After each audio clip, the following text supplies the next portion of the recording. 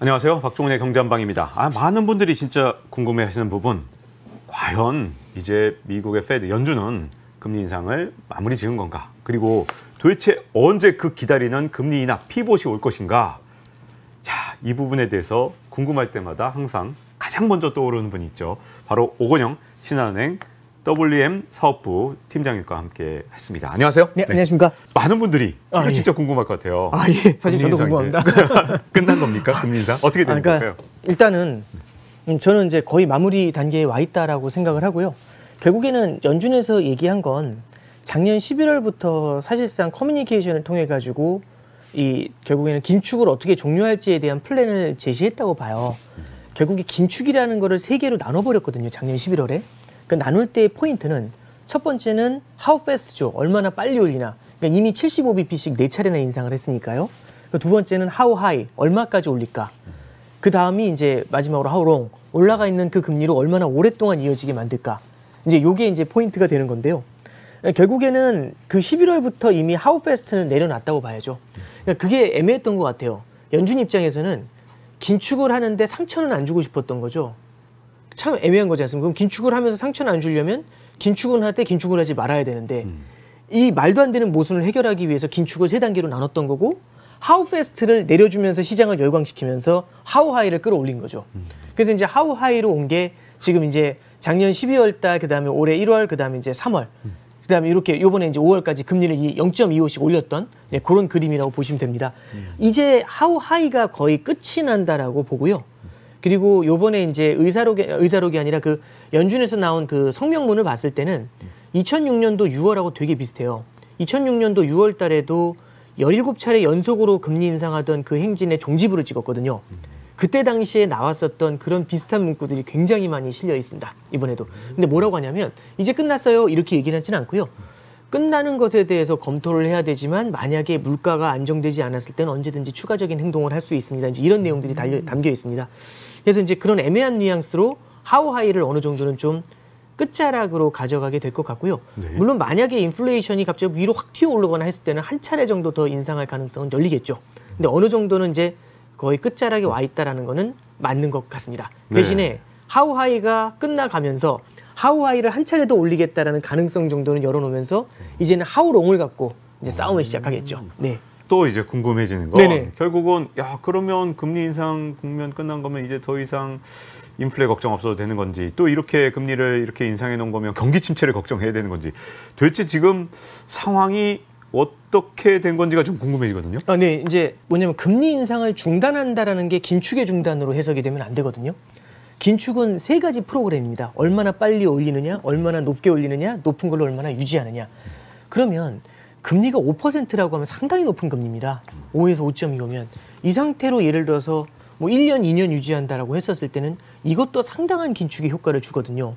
그리고 요번에 이제 파월 의장도 연준 FOMC 때 얘기를 했지만 지금의 금리가 상당히 긴축적인 면이 있다는 면을 강조를 했었어요. 그럼 이제 그걸 뭘로 볼 수가 있냐면 지금 명목 금리가 5%인데 물가 상승률을 봤을 때 기대 인플레이션이 한 3% 정도 나오거든요. 그래서 실질 금리로 봤을 때는 1.5에서 2% 정도 수준입니다. 그럼 실질 금리가 지금 플러스 레벨에 있는 거고 그래도 꽤 높은 편에 속하니까 과거에 비했을 때는 지금은 어느 정도는 긴축적인 환경 속에 들어와 있다. 이 긴축적인 환경이 언제 영향을 줄지까지는 좀 지켜볼 필요가 있다는 거죠. 그러니까 결국엔 이거하고 똑같은 것 같아요. 감기약을 먹었는데 기침이 나서 감기약을 먹었는데 바로 낫느냐? 그게 아니죠. 먹자마자 낫는 게 아니라 시간이 필요하지 않습니까? 지금은 이 긴축의 효과를 더 강하게 하지 않으면서도 일정 수준 올라와 있는 이 긴축적인 환경을 오랫동안 유지를 해서 지금 현재 올라와 있는 인플레이션을 잡으려고 할 겁니다. 그리고 이제 또 하나는 인플레이션의 지속 기간에 대해서 이제 말씀을 해주셨는데 저도 참 고민되는 부분이긴 해요. 뭐냐면 헤드라인 인플레이션은 확실히 많이 내려왔습니다. 이게 상품 가격 인플레이션인데 이게 뭐하고 좀 맞물려 있냐면 작년도 2월 24일 날 러시아 우크라이나 전쟁이 터졌고 3, 4월 달에 국제 유가가 배럴당 140불 가까이 올라갔습니다. 근데 지금 70불이거든요. 반토막이 났죠. 유가를 잡아내릴 때 여러 가지가 역할을 했지만 미국에서는 전략 비축류의 과감한 매도도 있었거든요. 그러면 결국에는 유가를 끌어낼 때 상당한 도움을 줬었을 겁니다. 그래서 지금 이제 유가가 어느 정도 내려오니까 고점 대비 반토막이잖아요. 그럼 당연히 이런 쪽하고 연결돼 있는 상품 가격의 인플레이션 그리고 에너지 인플레이션은 확연히 줄어들었다라고 볼 수가 있을 것 같아요. 근데 이제 다른 영역, 서비스업 사이드에서의 인플레이션 같은 경우 아니면은 임대료, 주거비 인플레이션 같은 경우는 여전히 쉽지가 않거든요. 여전히 쉽게 내려올 것 같지는 않습니다. 그러면 물론 주거비가 먼저 내려오긴 하겠지만 그럼 이제 내려오진 않는 게 아니라 천천히 내려오게 된다면 인플레이션이 잡히는 속도가 생각보다는 더 오래 걸릴 수 있어요. 그러니까 지금까지 내려오는 속도가 빨랐다면 앞으로 내려오는 속도는 좀 느려지는 거죠. 시험을 보면 20점에서 70점까지는 빠르게 올라가지만 70점에서 90점 갈 때는 꽤 오래 걸리죠. 이렇게 올라가다가 천천히 올라가고 90점에서 100점은 올라가지 못하는 경우도 있습니다. 그러니까 이제 제 생각에는 이제는 거의 이제 2%가 물가 목표인데 5% 언더로 들어왔으니까 그만큼 저항이 더 심해질 거라고. 그러니까 뭐 결국에는 전쟁을 할 때도 코어로 들어가면 들어갈수록 저기 저항이 거센 것처럼 이제 지금부터는 굉장히 좀 물가가 내려오는 속도가 좀 현저히 둔화되지 않겠는가 좀 그렇게는 보고 있습니다. 아니 근데 그렇게 물가가 되면 궁금해지는 게 있는데 네네.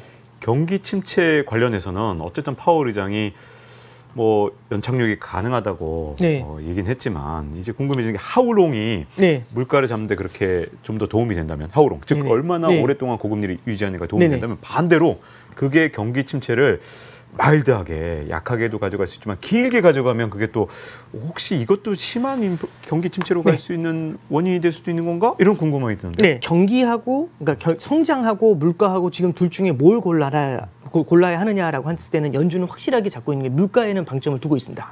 근데 말은 그렇게 하지만 실제로 여기도 신경이 쓰이는 거거든요. 아프지 않은 손가락이 없는 것처럼 이쪽도 신경이 쓰이는 거죠. 그렇지만 만약에 둘 중에 최종의 선택을 해야 된다라면은 물가를 잡는데 포커스는 더 두게 될 것 같아요. 다만 지금 이제 결국에는 얘도 같이 걱정이 되니까 기존처럼 너무 세게 했었을 때는 이쪽이 너무 확실하게 죽어버리는 문제가 생기게 되죠. 그러면 인플레이션 잡으려다가 초과 3년 다 태우면서 디플레이션으로 가버릴 굉장히 경제 위기를 만들어낼 것 같으니까 연준에서는 결국에는 너무 세게 잡진 않으면서도 인플레이션은 너무 세게 잡지 않으면서도 성장을 최소한으로 좀 무너뜨리고 싶은 이제 그런 생각들을 좀 하는 것 같아요. 그래서 연준에서 기본적으로 파월 의장도 이번에 참 독특한 게 그 사람이 원래 파월 의장이 얘기하실 때 보통 보면 애매모호하게 얘기를 했지만 이번에는 그런 얘기를 하죠. 연준 내에서는 경기 침체의 가능성이 좀 높다라고 보지만 약한 경기 침체라고 하죠. 마일드한. 근데 자기 개인적인 생각은 좀 다르다. 이제 이렇게 자기는 여전히 연착륙의 가능성이 있다라고 본다. 소프트 랜딩으로 경기 침체를 피할 수 있다라고 본다. 이제 이렇게는 얘기를 해요. 네. 궁극적으로는 물가를 선택하겠지만 성장에 대해서도 여전히 같이 애매모호한 스탠스로 방점을 두고 있기 때문에 그 물가를 잡아내는 그 칼날이 상당히 좀 무뎌져 있지 않을까 생각하고요.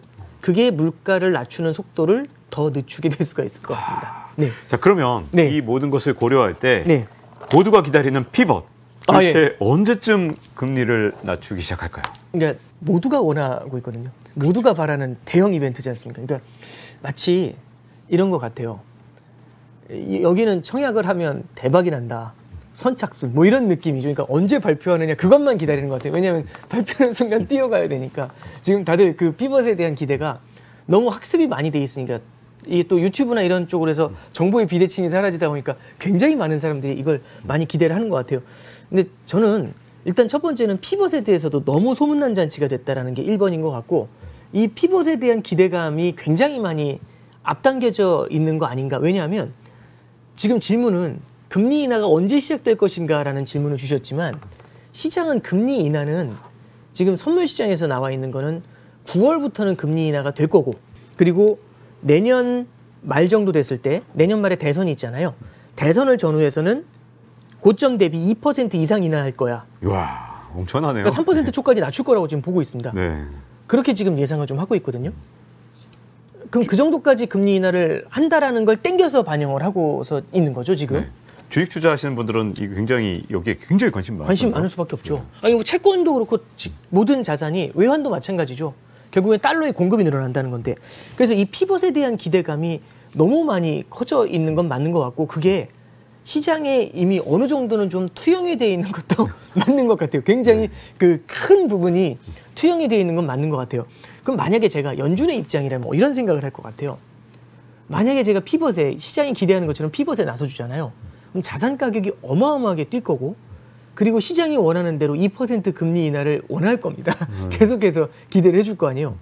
그럼 만약에 물가가 잡히지 않은 상태에서 시장의 기대대로 성급하게 2%를 인하하면 어떻게 될까? 그러면 물가가 다시 올라올 수도 있거든요. 그렇죠. 그게 70년대의 스탑앤고입니다. 네. 그래서 연준에서도 스탑앤고에 대한 얘기를 했고 이번에 파월 의장도 금리 인하 기대를 하는데 그거는 굉장히 좀 앞서간 기대인 것 같다라는 얘기를 했고 한국은행 이제 이청용 총재께서도 우리나라 금리 인하에 대해서 기대하는 거는 금통위원들도 전체적으로 그 얘기를 한 거죠. 너무 좀 성급한 것 같다. 너무 앞서가는 것 같다. 이제 이런 코멘트를 한 거죠. 저는 그렇게 생각을 합니다. 몇 월 며칠 날 금리 인하를 하느냐 이것보다는요.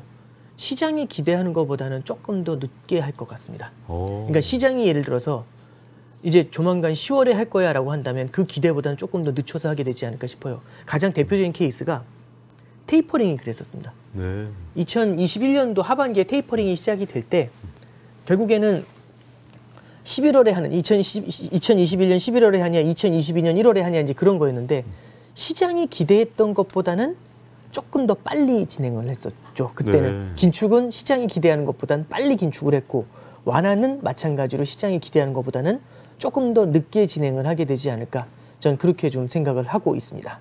네. 그 혹시 이제 시기가 좀 당겨질 거다라고 보시는 분들은 은행의 연쇄 파산 이후에 아직도 미국 은행 위기가 끝나지 않았고 그렇게 되면 미국의 은행 위기 때문에 긴축의 효과가 은행 위기 자체로 나타난다. 그리고 또 두 번째는 네네. 이렇게 금융 불안이 계속되면 연준도 어쩔 수 없는 거 아니야? 결국은 금리 인하 시기를 앞당기는 거 아닐까? 이런 기대가 그러니까 오히려 은행 위기나 파산 이 문제를 이게 어떻게 보면 증시에는 이게 호재 이렇게 보시는 분도 있더라고요. 이거 어떻게 보십니까? 맞습니다. 이제 결국에는 굿이즈 굿이고 배드도 굿이거든요. 네.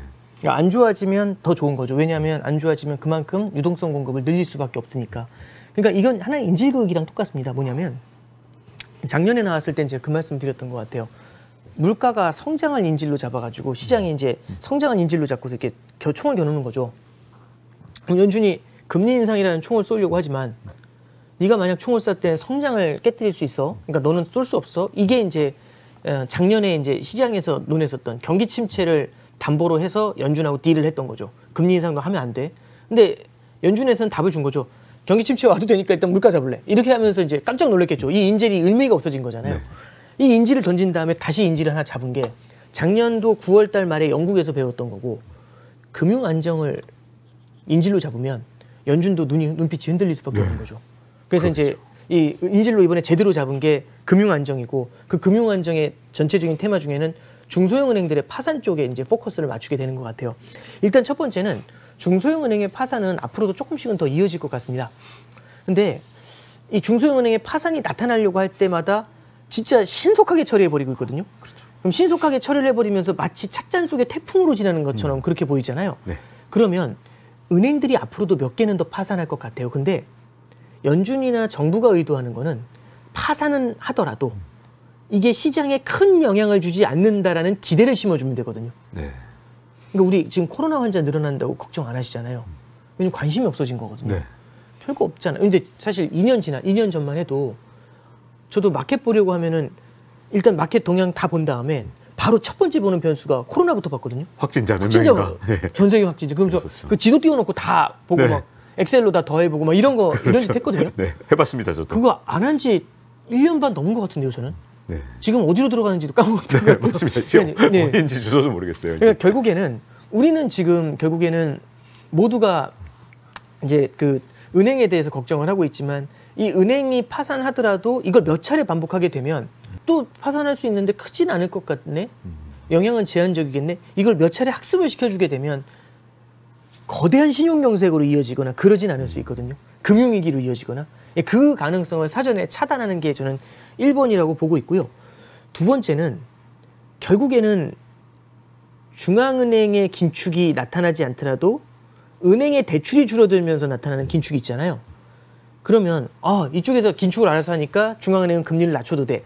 그 페이스보다는 원래는 더 올렸어야 되는 금리를 시중은행의 대출이 줄어들게 되면서 덜 올려도 되는 구조로 지금 연준은 해석하고 있는 것 같습니다. 네, 그래서 사실은 기억하실지 모르겠는데 3월 달 FOMC 전에 3월 초에 파월 의장이 그 얘기를 했어요. 50bp 인상 또 할 수도 있다고. 그럼 이게 how high가 아니라 다시 how fast로 가는 거거든요. 네. 역행하는 거거든요. 드뭅니다, 이런 케이스가.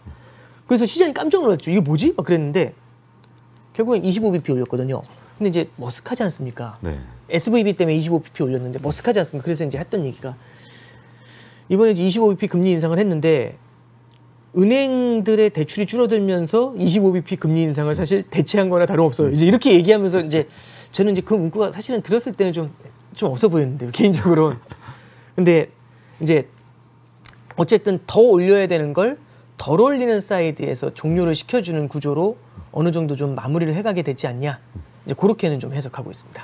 자, 그리고 아마 금리 인하 기대하시는 분들이 저는 대부분 이걸 기억하시기 때문에 그런 것 같아요. 뭐 경기 침체 뭐 조짐이 보인다든가 그러면 그 당시에 연준이 파격적으로 금리 인하해서 네. 결국은 금융시장에 거꾸로 호재가 된 적이 너무 많았기 때문에 네. 이번에도 그럼 금리 인하 일단 한번 시작하면 네. 뭐 그게 조금 늦어진다 하더라도 또 이렇게 파격적인 금리 인하 또 그리고 그 과정에서 결국 금융 장세 나오고 네네. 이런 식으로 네네. 이런 식으로 또 갈 수 있는 건지 아닌지 이것도 궁금한데요. 근데 저는 좀 생각을 하는 게 연준이 그러니까 결국에는 2019년이나 아니면 코로나 당시를 보면 그때는 실물 경제 전체적으로 부채도 굉장히 많았고요. 그리고 인플레이션이라는 건 없었고 40년 동안 사라졌어요. 디플레이션만 있었죠. 일본식 디플레이션에 대한 공포가 굉장히 컸죠. 그래서 만약에 이런 충격이 찾아왔을 때는 언제든지 일본식 디플레이션으로 빠지게 될 거고 한 번 빠지면 끌어올리는 데 들어가는 비용이 차라리 지금 돈을 주는 것보다 훨씬 더 클 수 있어요. 이제 이 생각이 들었던 거죠. 그래서 그때는 디플레이션이라는 것만 있었지 인플레이션에 대해서는 상상조차 하지 않았던 겁니다. 근데 지금은 인플레이션이 여전히 굉장히 강하고 이게 언제든 다시 올라올 우려를 계속 갖고 있는 거잖아요. 그러면 그때하고 지금하고 디플레와 인플레 환경이라고 생각을 하면 이런 차이점이 있습니다. 그때는요. 인플레이션이 없고 디플레이션만 무서웠기 때문에 물가가 주저앉으려고 하면 선제적으로 금리 인하를 했죠. 선제적인 대응을 했죠. 네. 그러니까 인플레이션이 둔화될 것만 같으면 그냥 선제적으로 대응을 한 게 목표치인 2% 밑으로 확 주저앉을 것 같으니까 선제적으로 대응을 하면서 내려앉기도 전에 선제적으로 대응하면서 내려가는 걸 막았던 거죠. 중력이 밑으로 작용하고 있었던 겁니다. 근데 중력이 위로 작용을 하고 있을 때 선제적으로 대응을 하면 위로 솟아버릴 수도 있거든요. 그러니까 우리가 저는 이제 그런 생각을 좀 해요. 지난 40년 동안의 흐름하고 지금 바뀌어 있는 것 중에 하나는 시장은 연준이 선제적인 대응을 할 것이다라는 생각을 하고 있는 거고요. 연준은 지금 인플레이션이 둔화되는 걸 확인하고 낮추고 싶은 겁니다. 내지는 그러니까 성장이 너무 크게 주저앉더라도 인플레이션을 아주 크게 끌어올리지 않는 수준에서 낮추고 싶은 거죠. 그러면 앞서 말씀드렸던 것처럼 시장의 기대보다는 늦게 나올 것 같다라고 말씀을 드렸잖아요. 시장은 선제적인 걸 기대하고 있고요. 연준은 그거에 맞춰서 후행적으로 대응을 할 가능성이 조금 있다고 생각을 하고 시기는 후행적, 두 번째는 그 강도의 면에 있어서도 코로나 당시 기억하시겠지만 성장이 주저앉는 것 이상으로 돈을 훨씬 더 금리를 많이 낮춰버리니까 결국엔 주가를 위로 하드 캐리를 해버리잖아요. 네. 이번에도 그 정도 힘을 쓸 수 있을까? 그건 쉽지는 않을 것 같아요. 그러니까 이제 이런 거죠. 코로나 당시만 해도 그러니까 우리 이 장면이 기억이 나요. 2008년도에는 10월 달에 저기 리먼 파산한 다음에 이제 그때 7천억 달러 구제금융법안이 나왔거든요. 의회에서 난리가 났습니다. 7천억 달러가 어마어마한 돈인데 뭐 하는 거냐고. 이거 거대한 인플레이션 맞는다 했었거든요. 그렇죠. 근데 2020년도에는 도합으로 해서 5조 달러 풀었어요. 그렇죠. 근데 저항이 없었거든요. 네. 물론 반대 조금씩은 했지만 왜 그랬을까?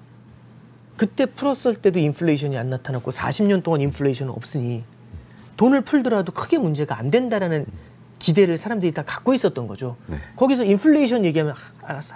이런 느낌을 주지 않습니까? 근데 지금 우리는 그렇게 했다가 거대한 인플레이션을 만났습니다. 그럼 지금 그 정도의 돈을 또 푼다고 하면 당연히 저항이 굉장히 강하겠죠. 네. 그래서 지금은 성장의 둔화를 압도할 정도의 강한 피벗 이것도 아닌 것 같아요. 그러니까 네. 결국에는 시기적으로도 시장의 기대보다는 조금 더 늦을 수 있고 그 다음에 결국에는 그 강도 면에서도 시장의 기대보다는 다소 약한 이제 그런 모습이 좀 보여지지 않을까 싶고요. 만약에 피벗이 진행된다고 한다면 금리의 인하부터 진행된다기보다는 현재 양적 긴축을 진행하는 게 있습니다. 양적 긴축을 먼저 멈추면서 들어오게 되지 않을까 싶습니다. 일단은 그거부터 시그널을 좀 찾아야 될 것 같아요. 가장 궁금한 것 중에 하나가 최근에 시장의 분위기를 보면 거의 피벗이 종교라 뭐 피벗교 할수 있는 것처럼 예. 야 피벗만 와라 이렇게 보는 시각들이 있는데 궁금한 것 중에 하나가 그럼 진짜 금리 인하가 시작되면 이게 금융시장, 주식시장에 진짜 숨통이 트이는 계기가 되는 건지 이것도 역시 또 좀 궁금합니다. 결국에는 금리 인하가 되면 주가가 오를까라는 질문하고도 비슷한 거거든요. 금리 인하가 될 때 성장이 더 세게 주저앉으면 금리 인하를 하더라도 주가는 하락을 합니다. 그래서 금융위기 때도 보시면 5.25였던 금리를 0까지 낮췄는데도 주가가 계속 흘렀거든요. 닷컴 버블 때도 6.5였던 금리를 1%까지 낮췄지만 계속 흘렀습니다. 주가가. 그러니까 그때그때 달라요인데 그때그때 달라요의 핵심은 금리와 성장의 크기를 되게 비교하는 게 저는 포인트였던 것 같아요. 성장이 주저앉는 것보다 금리를 더 세게 낮춰주게 된다면 이때는 부양의 효과가 당연히 나타나게 되겠죠. 저는 인플레이션의 크기가 굉장히 큰 역할을 할 거라고 생각을 합니다.